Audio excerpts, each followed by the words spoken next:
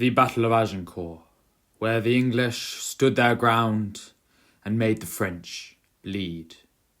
The year is 1413, and Henry V has ascended the throne after the death of his father, Henry IV. The young king is insecure in his throne, as his father has taken the throne from the rightful king, Richard II, after murdering him in the Tower of London.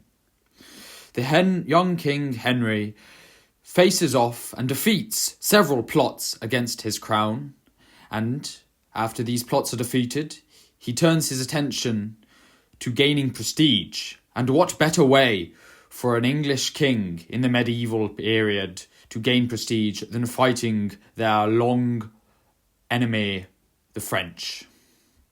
So Henry begins a campaign in France, reigniting the 100 Years' War.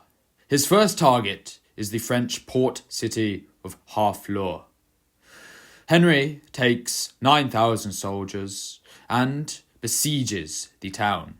After a month-long siege in which 3,000 English soldiers die through disease and battle, the town is captured.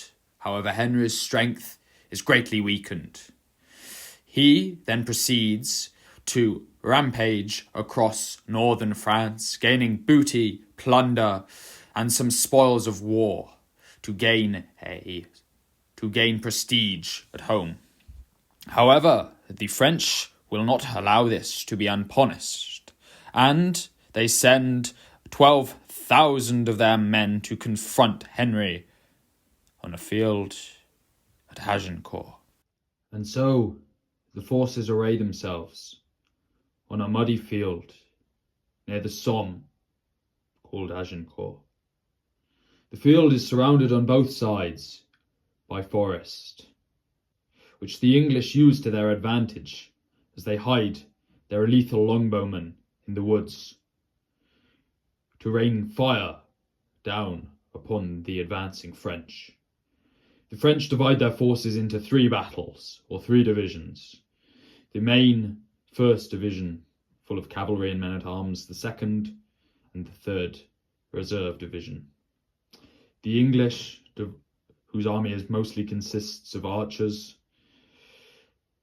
divide their forces into the archers who are hidden in the forests and the men-at-arms who hold a line, a desperate line, against the French.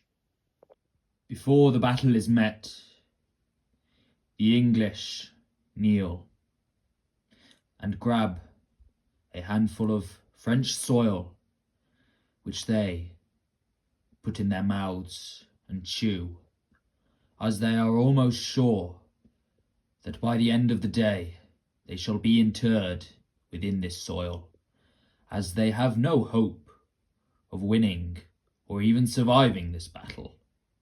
And yet they fight like men who have nothing to lose.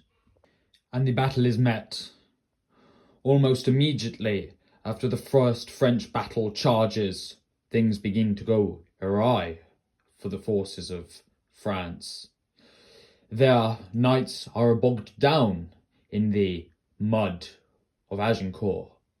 Their soldiers and horses are cut down by the lethal English longbowmen hidden in the woods.